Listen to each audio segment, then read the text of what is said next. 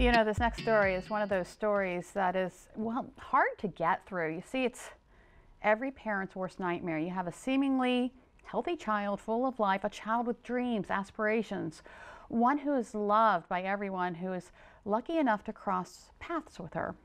And then one day she wakes up and something's just off, and it all goes downhill from there. Well, that's the gut-wrenching reality for our next guest we'd like to introduce to you this afternoon. This is Carolyn Vogel, who's here to share her story with us. Thank you so much for doing this. Thank you for having me. First off, our sincere condolences. We're talking about Gabby. Tell us about Gabby. So Gabby was our youngest daughter. We had three little girls, all in a span of 4 years. And she was 5 at the time that she was diagnosed with cancer. But she was the princess. She was the baby of our family. Oh, very beautiful. And you lost her in 2011? Correct. Yeah. She was diagnosed on Memorial Day of 2011. She fought for 3 months and 12 days, and she lost her life on September 11th of 2011.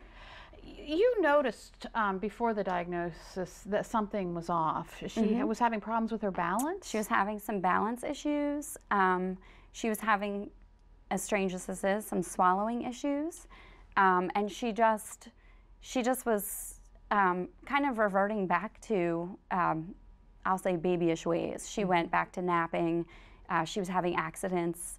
It was just, you know, it was just something that just seemed strange. So we had taken her to the doctor and were performing a series of tests to try to find out what was wrong, and ultimately it ended up being a cancer diagnosis. And it was a rare brain cancer, is that right? Correct.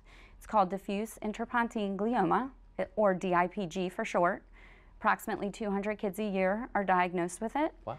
And it is a diffuse tumor, so it's not solid, and it is in the bottom of your brainstem, in the pons area. So it's inoperable for 2 reasons, location and because it's not a solid mass. So when you got the diagnosis, I mean, what was the what were the doctors telling you about? It's terminal. That it was terminal. It's terminal upon diagnosis. So they said with treatment she could live 9 to 18 months. Without treatment she would live about 3 to 6. And we went through aggressive treatment with her at Children's Hospital of Philadelphia. And like I said, she only survived 3 months and 12 days. Thank you for sharing your story. Thank you for doing what you're doing, because you took an absolutely horrible thing and you've turned it into something that's incredibly good. What is the Get Well Gabby Foundation? The Get Well Gabby Foundation was formed in memory of Gabby. We raise funds and awareness for childhood cancer. We didn't realize how grossly underfunded childhood cancer actually is. Large cancer organizations only donate 1 penny per dollar to childhood cancer, and the national funding only gives 4% of the funding to childhood cancer. So it's up to parents like myself and many others who have lost a child to actually go out there and try to do our part in raising awareness and raising funds. And so that's what we did. We started this back in 2012, and we have made significant donations to AI DuPont in northern Delaware. We donate books. We've given them to 10 different hospitals nationwide, and then we support individual kids and families. Yeah, so let's talk a little bit about that support. What do you do for the families?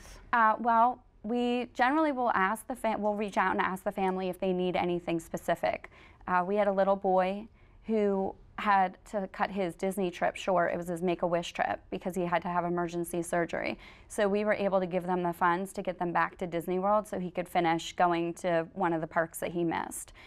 We've provided strollers, clothing for people who just can't afford clothes while their child's being treated, or we've paid mortgages, we've given gas cards, meal cards, grocery gift cards, something to help the families kind of get through this really rough time.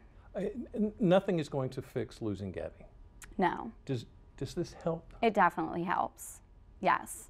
It helps because I get to connect with other parents, and as strange as it is, let them know that if something this devastating happened to their child, that they can too move on. Yeah. And it just, I mean, it helps me inside because it helps keep Gabby's name alive through doing this. Yeah.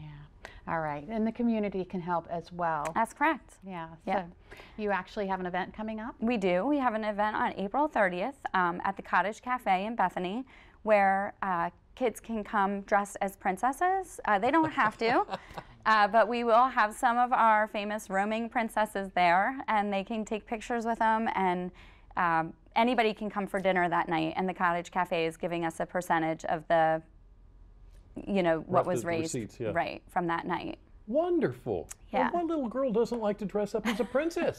I like dressing up as princesses. And Gabby liked to dress up as a She princess did. as well. Yes, she did. Oh. That is fantastic. Carolyn, thank you so much. Gabby would probably have a good time at this event, wouldn't she? She think would. it's cool. Yeah. Yes. She was definitely a little princess. Thank you so much for coming Get me a in princess dress. and talking about it. And Thank you for everything you're doing. good Thank luck. you. And thank you for doing this for others. Thank you. Yeah, fantastic.